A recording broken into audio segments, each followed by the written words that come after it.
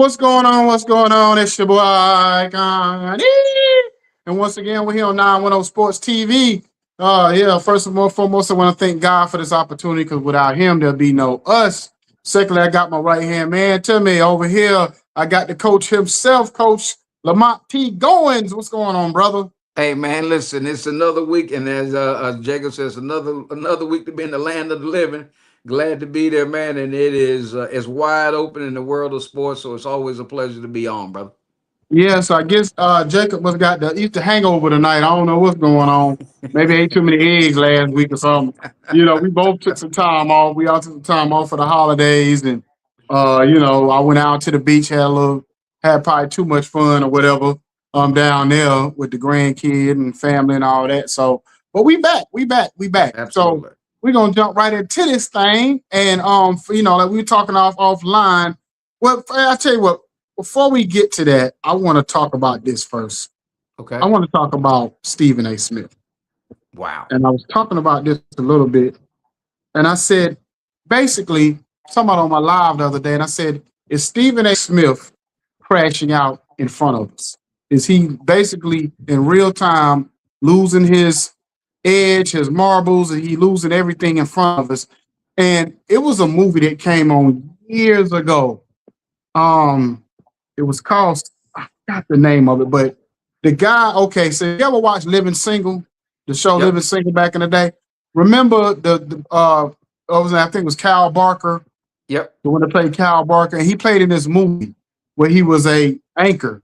And then they basically, he was from the hood and, the guy had his different slang words and this, that, and the third, and he became an anchor on this show on this movie and became basically he started acting white basically where even when he would look in the mirror his face would turn white and he went from dating the sister to dating the white girl and he basically everything about him changed, you know what I'm saying, and he pretty much sold out.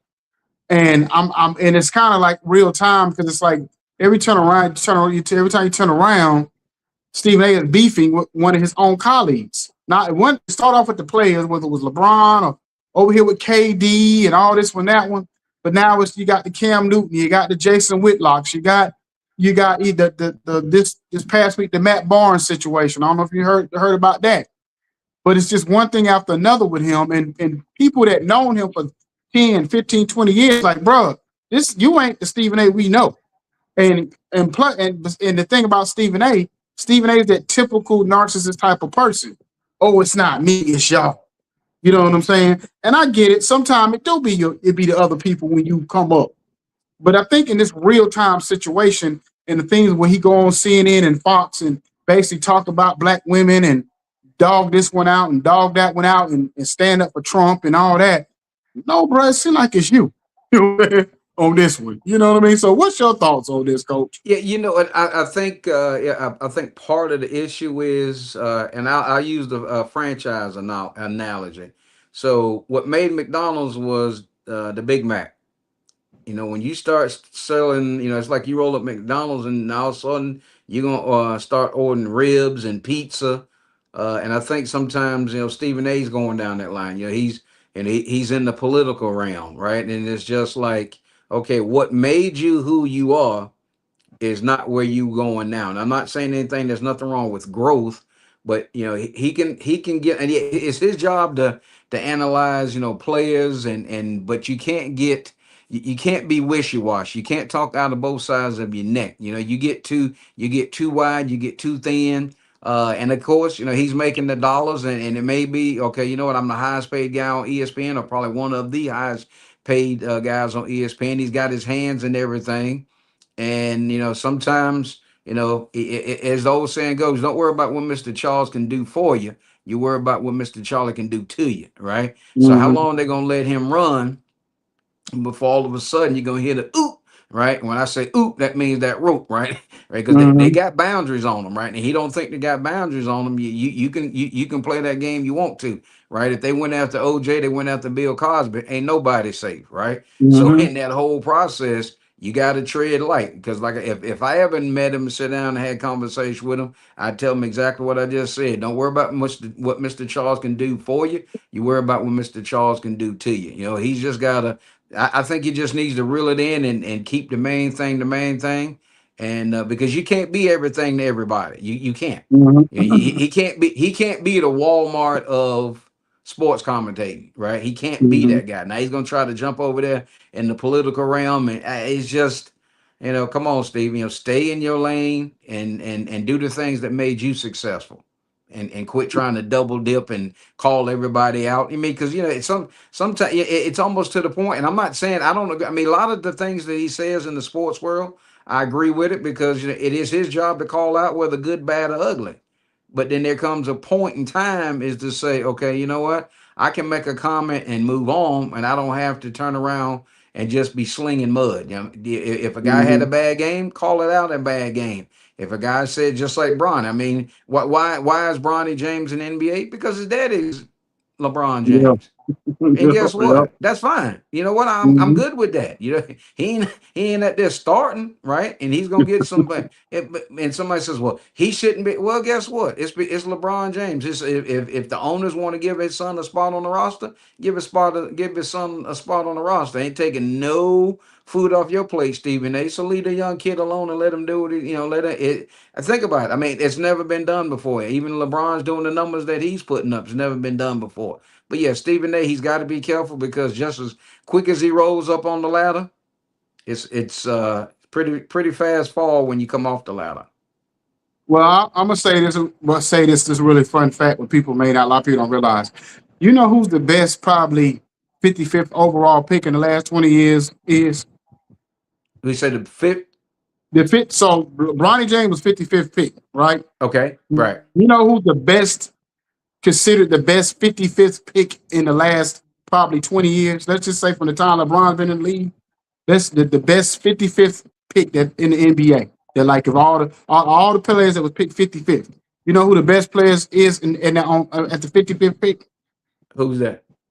Patty Mills. Wow. Now Patty Mills is a good player, but Absolutely. we making it making it seem like the 55th pick was Jordan, Kobe, and them. You know what I'm saying? Well, we got our brother back. We got our brother that stepped in the building. You know what I'm saying? Jacob, what you had Tim and the egg last week or whatever was going on? What's going on? Can you hear us? You said what, brother? I said, what you had Tim and the egg last week or something? I know you was gonna make it on.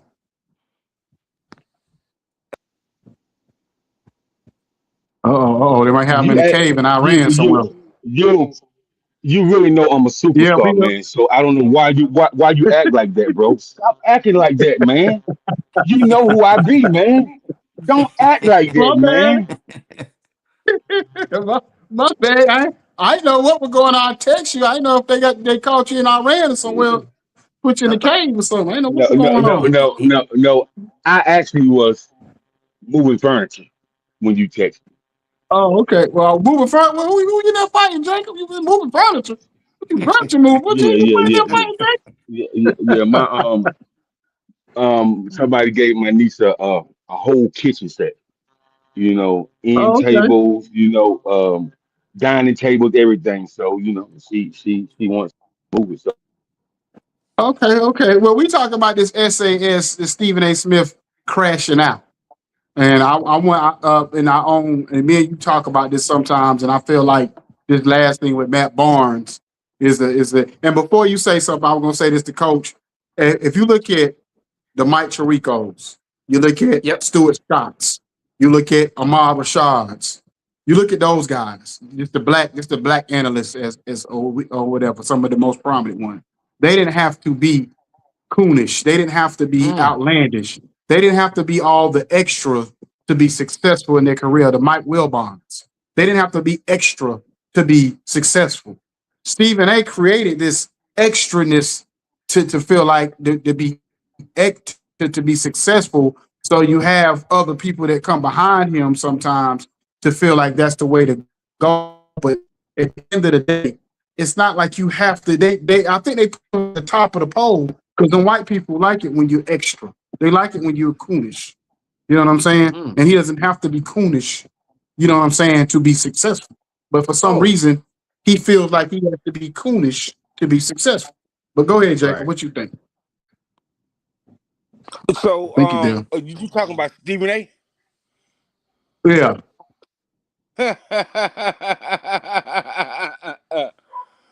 Coonish, that's crazy, man.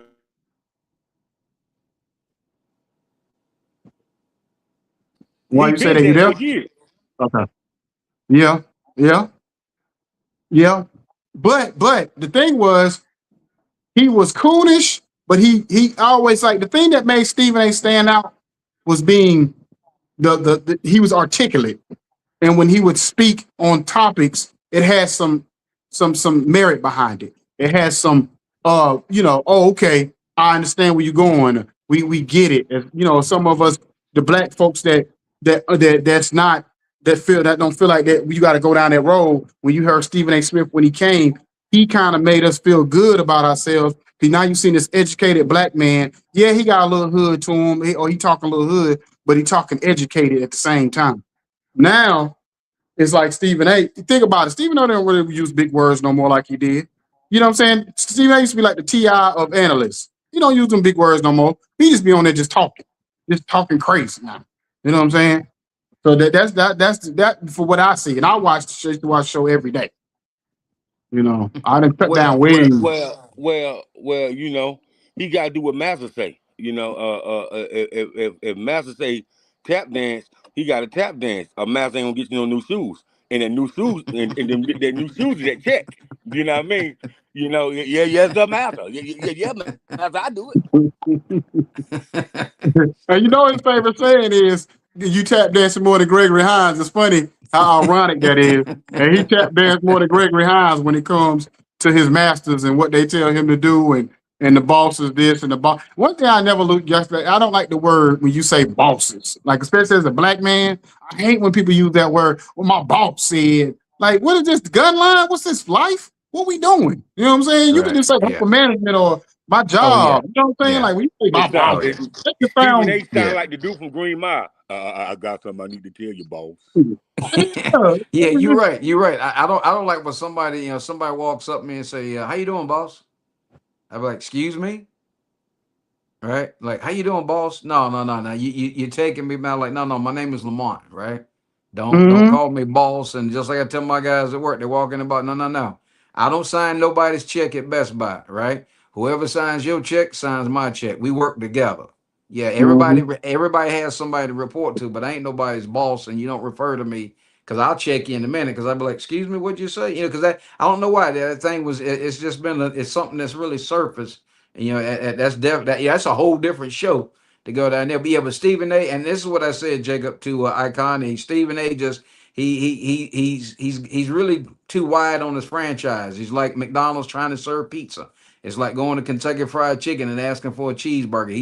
He's trying to be that chef with too many irons on the fire. He gonna end up messing around. He gonna get some stuff stuck in his pots. And don't worry about what Mr. Charles can do for you. Worry about what Mr. Charles can do to you. So he needs to really Yeah, self in and set himself up for success. and the thing of it, before we move on to the next topic, the thing about it is he said something very key this week. He said his colleagues and athletes have been trying to get him fired. When it gets to that point, because this is the thing that people kind of may be missing. It's one thing when you get into it with the Cam Newton or the Ryan Clarks or the Matt Barnes, but when you have the Sure. the Rich Eisens, and you have them white analysts kind of talking about how you doing your job, that's when you better really be careful. You know what I'm saying? Because they might not be Absolutely. as high as you as far as the pay and the power, but at the end of the day, it's still their world. You know what I'm saying? And Absolutely. you better be very careful how you deal with certain people. That's all I'm gonna Absolutely. say. You know what I'm saying? But anyway, we can move on to the next topic. We can move on to this Mike Malone getting hair hired by our Tar Heels. It's been very nerve wracking this past week, to say the least, for myself. I don't know about how y'all feel, but it's been nerve wracking for me to go on social media every day and you get all these fake news about this, that, and the third. And we finally got our man, our guy. So basically, I'm gonna let Jacob, you start off with this one. How you feel about the Mike Malone hiring? Man, I think it's a spectacular hire. I think, man, that he's going to do something where, you remember when Arkansas had their press defense, man. and man, it was the best press defense that college ever had. I think Mike Malone is going to do something spectacular on the defensive side of the ball, and defense win ball games, offense sell tickets, and so I think it's a great hire. Um, and being that Denver Denver been in the NBA for 176 years, and he brought them their first championship. You know, Denver been in the NBA so long, man. John the Baptist passed Hezekiah the ball. You know what I mean? And Mike Malone brought them a championship. So that's all I got to say, man. Great hire. Go ahead, coach. Man, I tell you what, I don't know if I don't know if I can touch that or not. Yeah, I'm kind of mixed on it. Again, I don't have no dog in the fight in Chapel Hill. Of course, wish him success. I'm glad he was able to retain Sean May, Pat Sullivan, because when the head coach goes out, it affects everybody. Not just the head coach; it also affects everybody's way of living and family involved. So I'm glad he was able to keep a couple guys. It seemed like he's bringing in some his I think his associate head coach is a former Arkansas coach. So he's gonna bring it in, and it's here it is, right? It all gonna boil down to who he can get in the building, right? They gave him a boatload of money, so now 7 year deal, I think 70, 80 million. And he was talking about in the press conference, talking about in competition with Duke. You can be in competition with Duke, but you ain't Mike Krzyzewski on the other end of that phone call, calling that kid into Cameron. So and I think hopefully he'll lean into Roy. But you may get guys, and everybody. Here's the thing that I think everybody was shocked with the amount of players that have left the program, right? And they're like, Mhm. well, he came in, and we thought we was able to. No, that's everybody, right? Everybody, and then Duke's lost a couple kids, and of course the guys on UConn, they're gonna have to open up some pay to keep those guys. But I think Malone and his staff, and of course I don't know how much they ever wanted Hubert Davis there. This is definitely outside the box hire. Hated for, I'm just going to call it out, hated for Stackhouse, who was, I thought he proved, and I thought he did a good job when he was at Vanderbilt, but he maybe, and again, I'm not trying to say that they may not ever hire a person of color, and it's not about the race of the individual coach, but they gave Hubert a shot. And one thing about it, and I told these guys years ago, when Hubert went to the national championship his very first year, I said it's only going to be downhill from there, because you did it your first year, right? Now you can be John Shire, and you can go to the Final Four, you can go to Elite Eight, and you can hang around. But if you ain't pulling the trigger and you winning in Chapel Hill, whether or not, well, he lost in the first round, okay, yeah, but you ain't had your best play on the floor. How far would Duke gone without Boozer? But Malone's done it in the NBA, which is a little different. And the same thing, just like Jacob said, he brought the first NBA championship there, but also he did have the league's MVP. When was the last time Denver had an MVP on the roster? And then plus, Joker didn't do it by himself. He surrounded himself with great guys. For some reason, Denver didn't want to keep him. I don't know if that was a front office deal. I don't know the background behind that, but I wish him success. And of course, they're gonna roll the money out to him, and that's what you got to do. You want to win, pull the plastic out, and we'll see to be able to make that jail, because it's a little different. Because when you coaching in the NBA, you don't go get players. That's what the GM does. So that's what they're trying to do in college basketball. They've got a GM now. Of course, the head coach is going to sit down there, and they're going to be bringing guys in. But it's going to be interesting. But it makes it for an exciting time in college basketball. Because think about not just Malone. You think about Boston College. You think about Syracuse, a new coach. You think about Georgia Tech with a new coach. There's just a lot of new coaches, and it's just free agency at its best. So best of luck to Coach Malone. Well, I'll say this is that I know that I forgot the guy's name, but he's supposed to be like the guru or one of the best when it comes to recruiting players.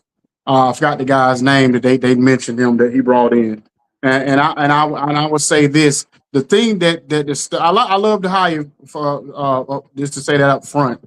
But the thing that's disturbing to me with young people, and I don't know if it's just them making the decisions or they have parents behind them. I'm pretty sure they have moms and dads and uncles and whoever. aunt, whoever behind them helping them make decisions. But when Mike Malone came in with all that, background to him and NBA championship, did these players really give him an opportunity to really sit down and talk to him and really make a decision? Because we got 8 players to leave that's leaving. And I know everybody was a lot of these players were Hubert Davis's guys and all that kind of stuff. But when you got an opportunity to be able to be developed by somebody that understands what it is to be in the NBA. There's one thing if you're a college coach and you're trying to develop a player to be better.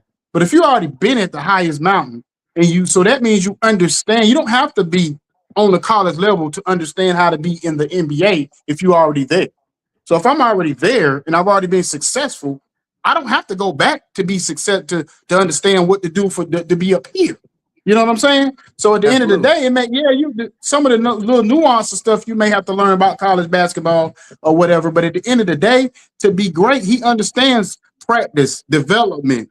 You know what I'm saying? How to deal with certain things on a day-to-day basis. So him being a coach will help, especially with the big man, because the big man is the one element in NBA that's lost, and he can. And the new big man has to really be developed more than the guard. The guards and the wings are going to always be the guard and the wings, but them big men, they have to be developed to understand how to be strong in the post, great rebounders, defense, and at the same time maybe you have to be able to shoot 3 points or have some kind of 15 to 20 foot jump shot to even get on the court in the NBA. So I just feel like some of these players, and I'm not just talking about Carolina players. I'm Oh talking no. about players in general. When they decide to leave a team, are you really looking at the coach or you just caring about the money?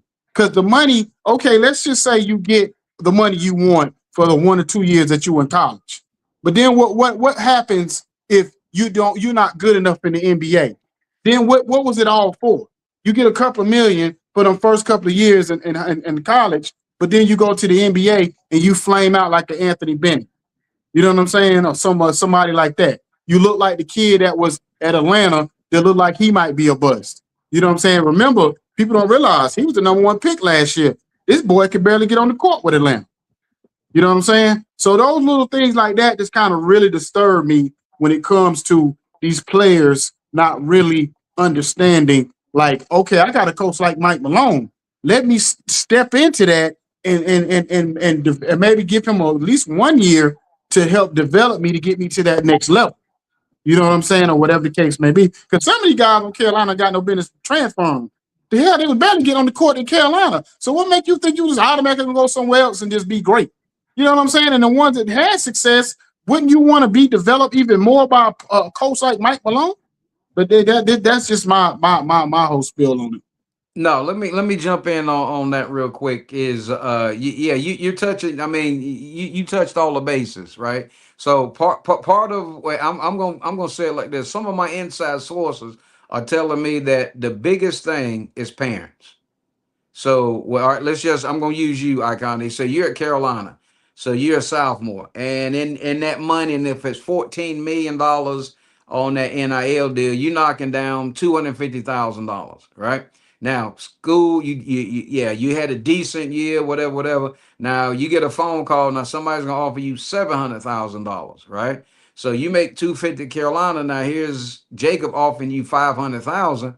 A lot of parents are in your ear and saying, "Hey, man, that's $500,000." So now they jumping to get 500,000. So long story short, they make $2 million in their basketball career in college. Now, like you said, here's the scenario: you go to NBA, you crash and burn.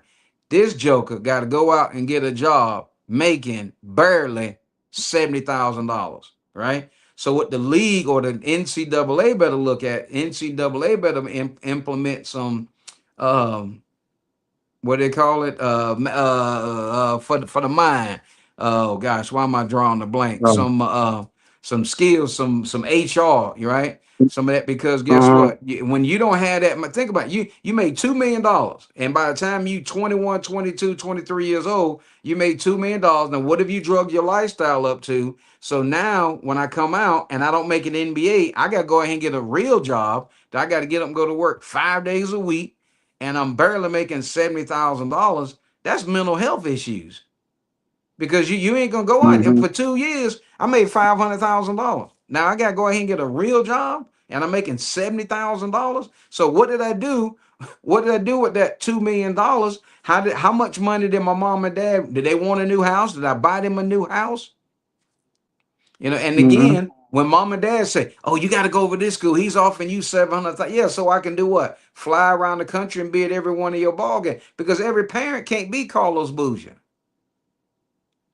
So I think Mm-hmm. they got to be careful with that, because when that glass ceiling cracks, you gonna have to go punch a time clock or go somewhere and make $70,000 a year, and it's like, you in that house and that Mm-hmm. $2 million, man. That's a whole lot of toilets to keep flushing when you ain't bringing that bank in.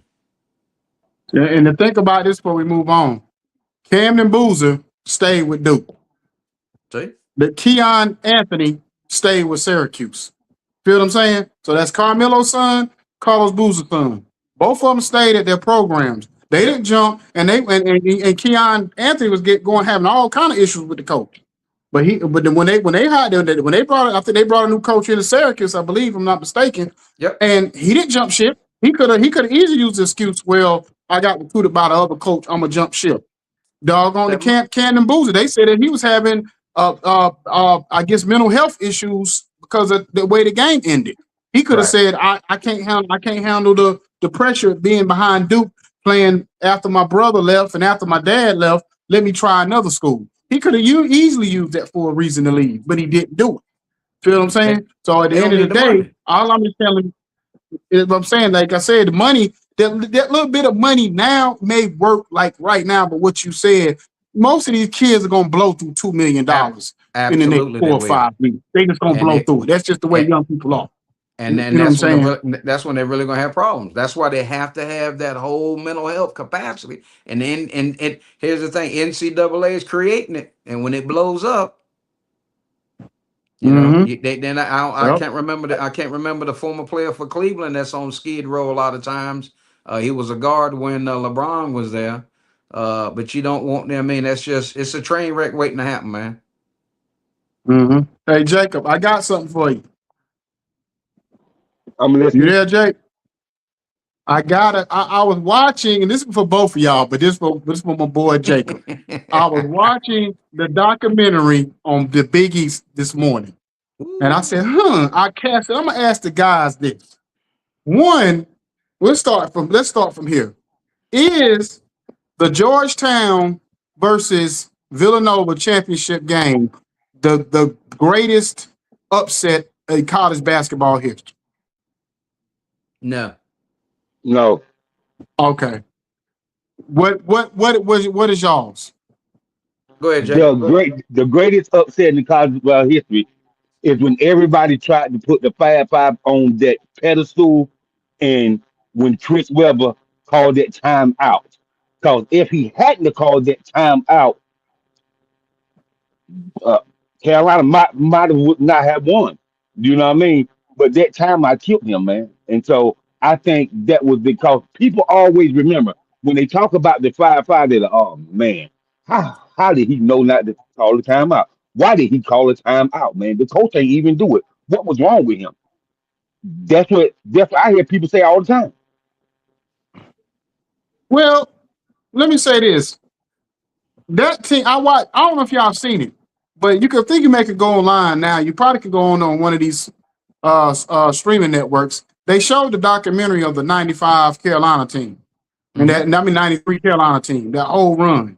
And basically when they got to the Carolina course, everybody thought, like Jacob said, everybody thought Michigan was the better team. But like Carolina was saying, one, we had the better team overall. They might have had some of the more talent from the five, but the team wise, we was a better team and we had the better coach. They said they didn't really won that game, not really based off of the individual players, but they won the game because of Dean Smith's mind and the way how to coach against this Fab Five. The same way I think Coach K beat them the year before, that it was more of Coach K knew how to coach against the Fab Five. You know what I'm saying? So to No, me, and then that whole timeout thing, gotta remember now, Carolina was still up by two. So even if he wouldn't have called that timeout, it's no guarantee they would have scored on that next play. Because Carolina was still up by two when he called that timeout. You know what I'm saying? Or Icon, would you say that 17 footer that Michael Jordan hit against Georgetown? Because people say that Georgetown was expected to win that game. Okay, but Because if we look at Michael Georgetown was Jordan, even better when they lost to Villanova, wasn't they? Go ahead. yeah, but if we look at the way Georgetown played that year and the way people knew Michael, but they didn't know Michael. That that jump Mm-hmm. shot was the biggest probably shot of his life of his college career. You know what I mean? And it was a huge Mm-hmm. upset because everybody knew that Patrick Ewing was gonna get that championship. Okay, but okay, let's go back to that for a second. Okay, so y'all might I can't remember everybody, so y'all might have to recollect my mind. It was Michael Jordan on that team, James Worthy. Who else was some of the big dogs on that Sam team? Perkins, Y'all name me a couple other players. Sam Sam Perkins, Perkins, Jimmy Black, Blackman, uh, yeah, and Matt Jimmy Doherty. Black, And Matt and Doherty. Matt Doherty. So That was the five. three of those players went on to have successful. Of course, we know Jordan, but so three of the players on Carolina went on to have successful NBA careers, like it's real good, great careers.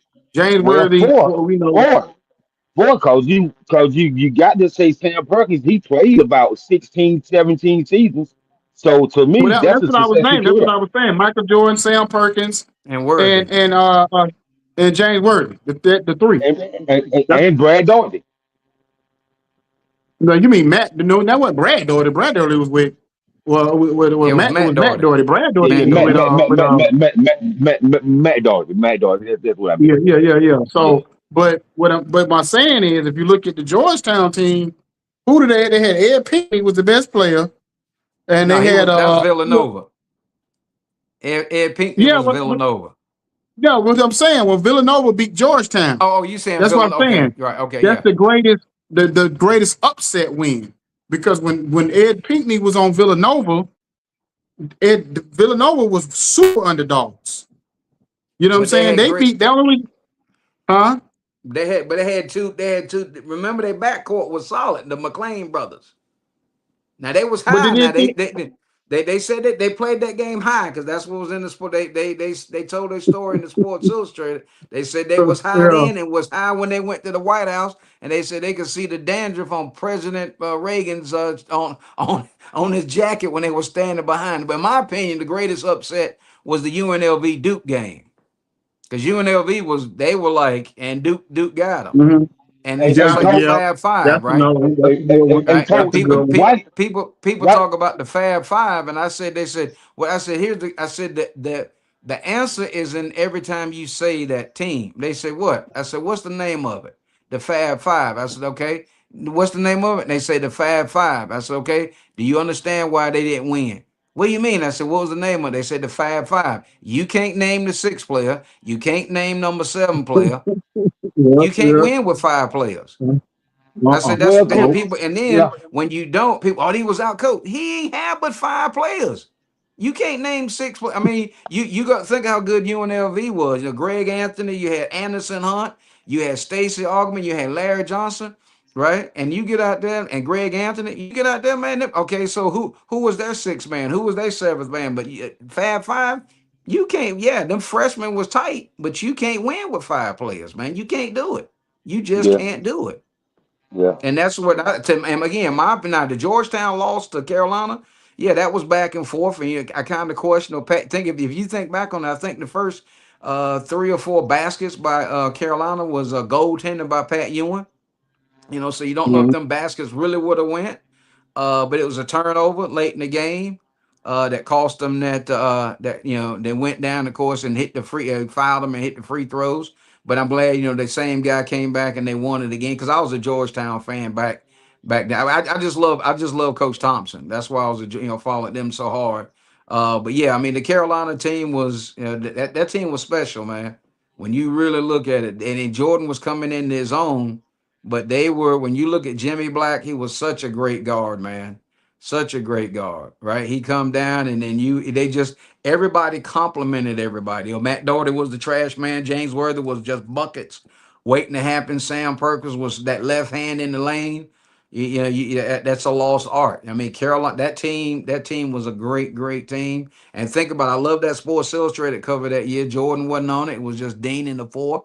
Dean said he was not going to put a freshman on the cover.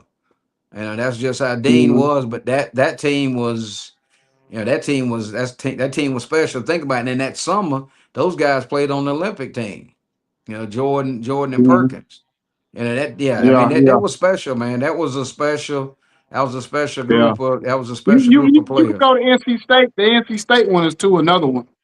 Oh my God. You talk about Yeah, now that's if another one. if if you, yeah, if you had to pick it up, yeah, because because the way you, to me, the best game of that final, and that was in Albuquerque, New Mexico. To me, the best game of that tournament was the semifinals when Houston played Louisville.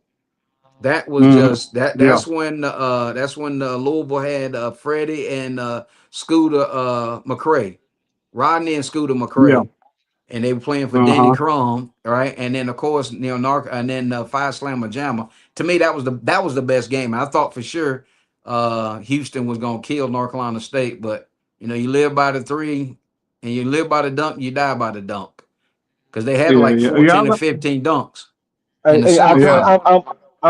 I'm gonna Uh-huh. say this: a player that they don't bring up in college that I was a youngster Mhm. watching, and I was like, he can't be that good of a shooter.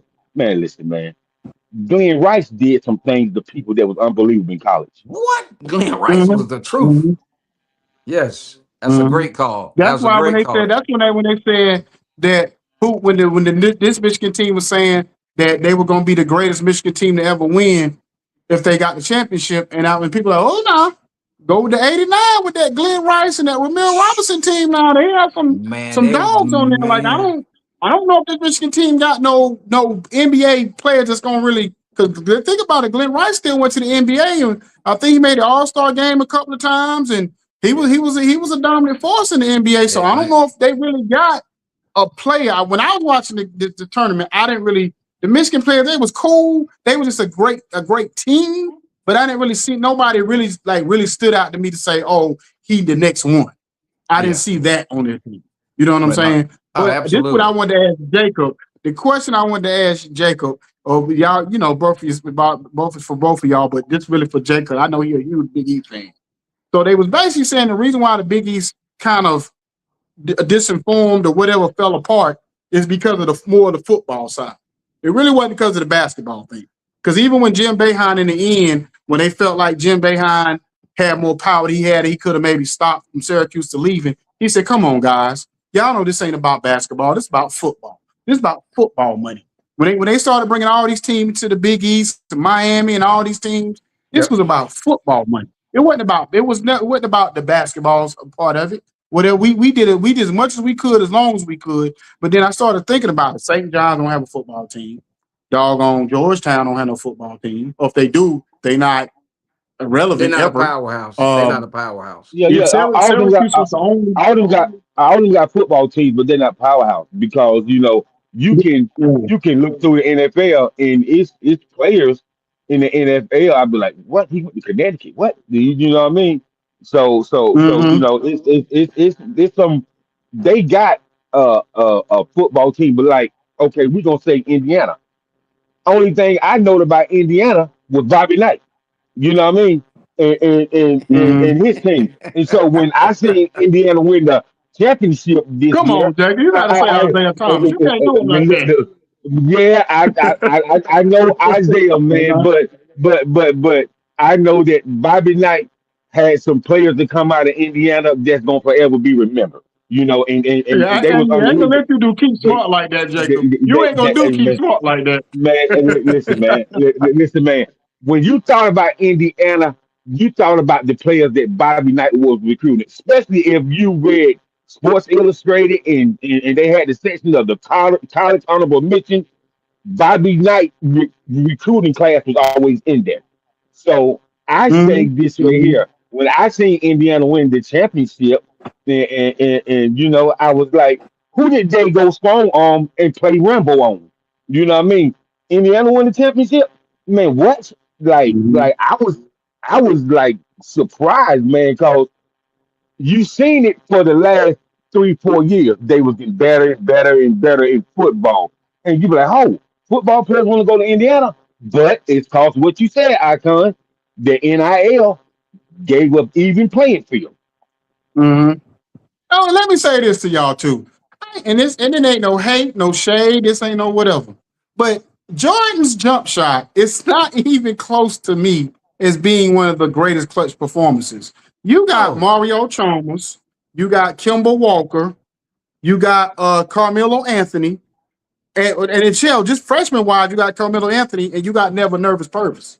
Them two, because they dominated the whole entire tournament and that particular championship game. If you're talking about not just a shot, they dominated the game. You know what I'm correct. saying? So So Icon, those let me two ask you, were hold back up, let me ask you this, bro.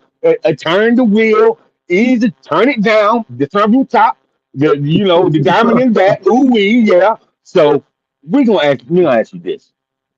When they show highlights of college championships, what's the most legendary jump shot they show?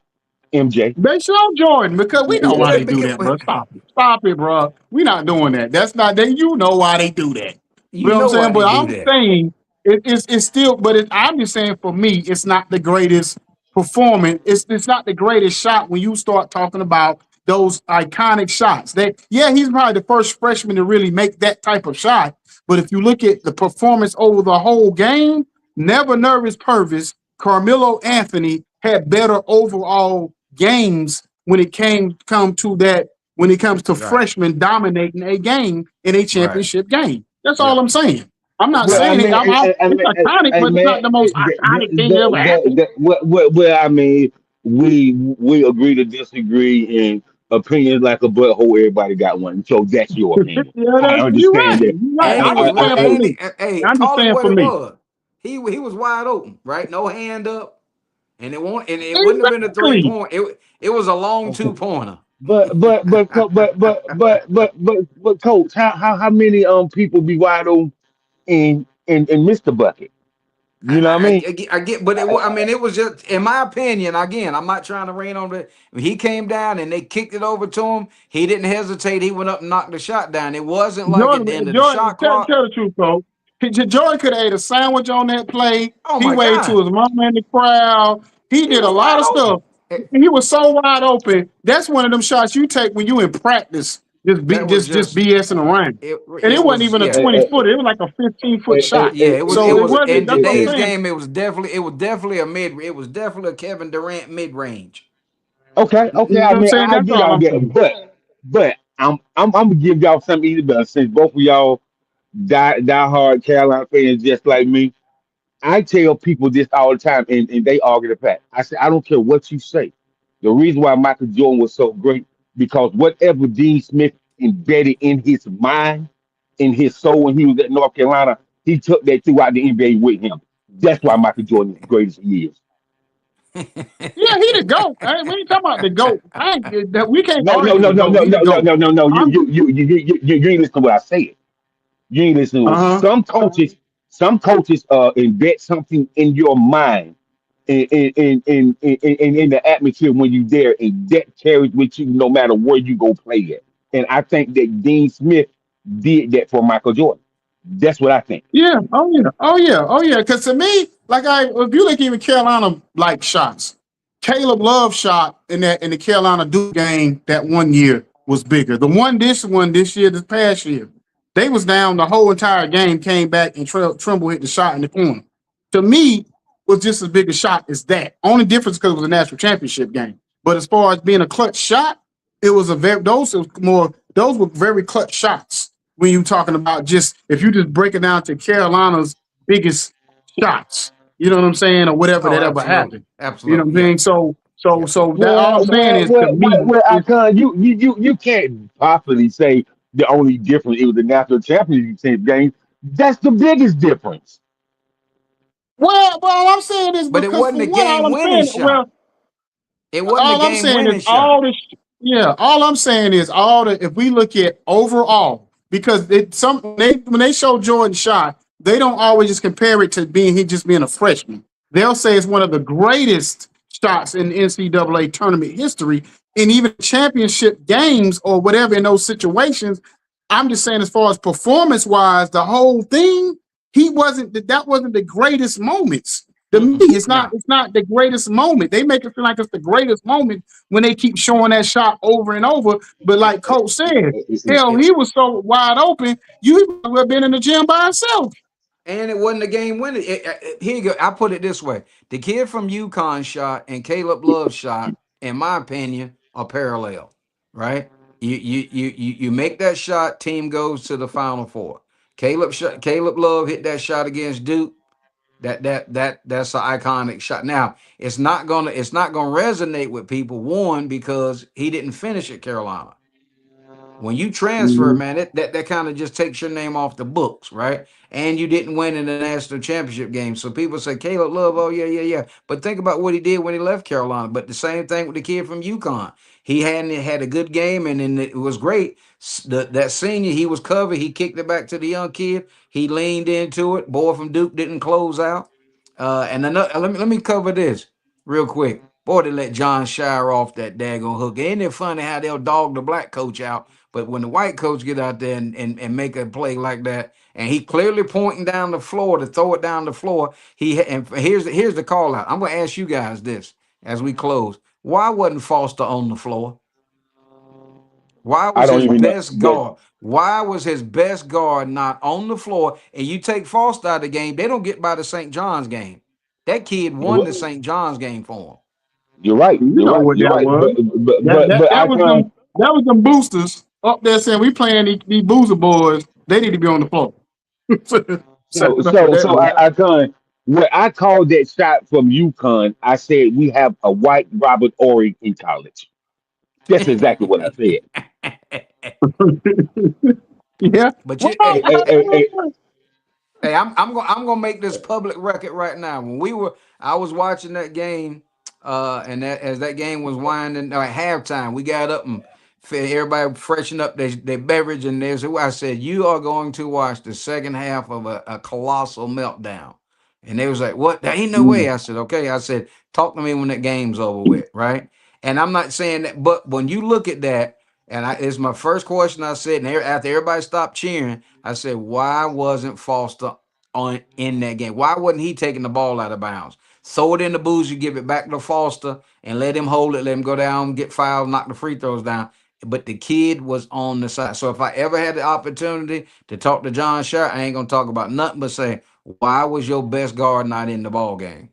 Well, and coach. then I would tell you this, coach, that man got out coached. Ain't no Oh, way absolutely. that ain't no way that UConn should have even been in that game. Absolutely. But Mhm. see, they won't call him out. Hubert Davis don't have his best man in the game, in the arena, hardly, and you're gonna put him on Skid Row. And John Shire has lost in the Final Four, and well, he made it to the Final Four. No, dude, it's about championships. Whether if I go out in the first round or if I'm in the Final Four, am I in the national championship game? No. Do I have the best players in college basketball? Yes. Do I have the biggest team in college basketball? Yes. And I don't And win Well, so, 2 years in a row?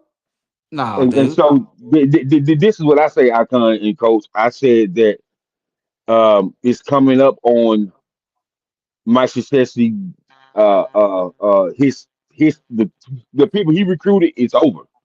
Now we gonna see what John gonna do and watch how that Duke program go down. Watch. yeah. He Well, ain't I'm gonna going say this nowhere. before we. Yeah, yeah, Coach yeah. K I'm gonna ain't say this going to before we close. Coach K ain't going Mm. nowhere. He's still sitting in the corner. Yep, I'm gonna say it before we leave out. So what you said, Coach, earlier when you said about the freshmen with the Fab Five, they was Fab freshmen. That's all it was. They really had on that team. And in the history, Five. that's the reason why what we just talked about, the Michael Jordan, the Purvis Ellison, the Carmelo Anthony things are so big because it's very seldom that freshmen lead you to championships. They may be on the team when you Correct. win, but they're not the biggest component on your team in most cases. That's And the right. thing about it is, we put so much pressure on these young boys. They're still boys when they come in the league. Some of them barely 18 when they get to the tournament. So we put these young boys on all this pressure on them to win. And when they don't, then we don't want to put no blame on the coaches. We want to put it all on these players or whatever when they're at the moment where whether it was the Boozer kid, whether it was Chris Webber being 19, 20 years old, those are mistakes that young people make on a basketball court. You know what I'm saying? So at the end of the day, and even the NBA, it takes years to develop. That's why the league fell off so badly because when you got 18, 19-year-olds coming in, it's going to take more than 2, 3 years for them to develop. That's why you don't see them really get to their full development till they 25, 26 years old, but you already rushing a bunch of new freshmen and start trying to call them the next Michael Jordans or the next LeBrons or the next Kobe's and the next whatever, and you ain't even developed the players that was before them yet. You know what I'm saying? So that's why the NBA has this recycling door of bad teams and halfway decent players. I You know what I'm just here's saying? But I, yeah, I, I, I, I, I'm gonna say this, coach. Steve Curry no good coach. I'm gonna tell you why. I'm gonna tell you why I think that. What that boy is doing over there in ATL, Georgia, down at the ATL Aliens, and Steve Kerr had him for all them years. Man, listen, man, something was going on. He did not develop that boy. That boy been good, man. He ain't just all of a sudden getting off like that. the same yeah, thing it that's do. stuff for that age. That's the same thing it do. Mm-hmm. So you tell me you got you got Kopernick or whatever his name is and playing for the Hornets, and you got Coop, yeah, and you got Flag, and you don't win the national championship, and them juggers almost scoring 50 points a game in the NBA. Now, John Shire, Mm-hmm. what more can you Yeah. do? I mean, first of all, it's a shame how Kopernick had to play behind Flag. If you would have turned him loose and quit trying to make it the Flag show, Duke could have cut down them nets. But see, Oh, they yeah. won't call him. How much? They won't call him out, man. They won't call him out. They Yeah, won't put the blame. They won't put the you're right. blame on Yeah, the you're right. players. But then when it's a How black much how coach, much sunny do you need it to be? How much see, how many times how bad you need the sun to be out, the birds to see, be chirping? How much see, more do you need? You know what I'm saying? To win a championship. Because the right. thing about it was I say this. We can say this all we want about Hubert Davis, and I'm about to call for them to go a different direction. But at the end of the day, he didn't have the talent Duke had. He did. Not even He close. didn't. Not even No. close. You know what I No, and mean? that's what I keep trying to tell people. I said, but why is it? I'm not trying to make it a black and white thing, but when the black guy wins, he's got players. When a white coach wins, oh, he can coach. Okay, Mm-hmm. right? Ask Phil Jackson that. What did he do when he got to New York and he had no players? He took his butt to the front office, right? When you ain't got, Mm-hmm. I don't care what kind of coach you are, you got to have players. And John Shire has had them, and nobody want to call that dude out, man. Nobody does. They let him off the hook in the press conference. Call him out, and they won't do it. Hubert Davis, he's standing there. Why'd you only play 6 players? I mean, they calling him out. Mm-hmm. It's just and Yeah, you're that's the right. thing, man. Oh man, don't. But that's a whole different show, brother. Woo, don't get me Yeah, you I get my got. blood pressure up. You got my Hey, so pressure up. I got one last question for you, gentlemen, and then I think we can get out of here. You know, I follow women's NCAA basketball. Boy, it's crazy. The first day of the portal, Woo, come on. 1,300 and female collegiate basketball athletes hit the portal. Man, that's crazy, man. Yeah, it is great. That money, brother. I can't even speak on good women's college basketball, so I ain't gonna act like Listen. Stephen A. Act like I know about everything about every sport. So I'm just gonna leave that that's one alone. that's money, man. Oh That man, money. That money. yeah, That money. Yep. yeah, yeah. But anyway, fellas, great Listen, show, great. great the way to Absolutely. be back. Yeah, we took our little 2 weeks break off, so we kind of seemed like it because we sounded fresh tonight. We sounded like we was a little animated. We was It's the so subject yeah. matter, dude. That subject matter gets you Yeah, fired that's up. what it was. Yeah, that too. So anyway, fellas, I'm glad we back doing our thing, man. Y'all keep supporting this 910 Sports, man. God bless everybody, and see y'all on the next show. Have a great one. Peace. Mhm. Mhm.